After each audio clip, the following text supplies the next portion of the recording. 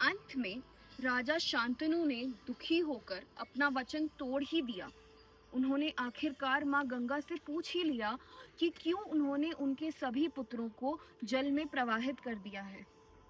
तब माता गंगा ने उन्हें सारी कहानी कह सुनाई। हिमालय में कई वर्ष पूर्व ऋषि अपवा रहा करते थे। वह कई यज्ञ किया करते थे। उन्होंने सुरभि से शादी की थी।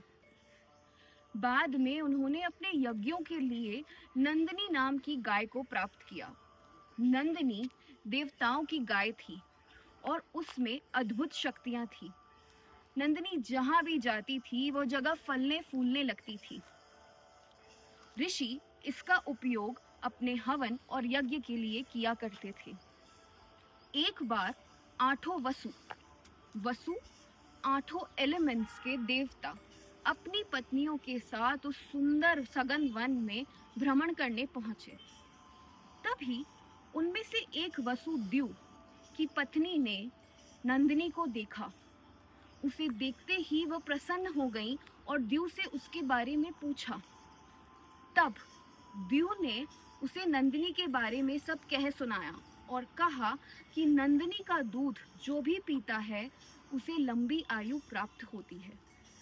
इसी बात पर द्यू की पत्नी को अपनी एक मित्र का विचार आया जो काफी अस्वस्थ थी। उन्होंने द्यू से प्रार्थना की कि वह नंदिनी को उनकी मित्र के लिए चुरा ले। द्यू अपनी पत्नी की बात को टाल न सके और आखिरकार कुछ सोच विचार करके उन्होंने नंदिनी को चुरा लिया। जब अपवा अपने आश्रम वापस पहुंचे और उन्होंने नंदिनी को वहां नहीं पाया तो वह क्रोध से आग बबूला हो गए।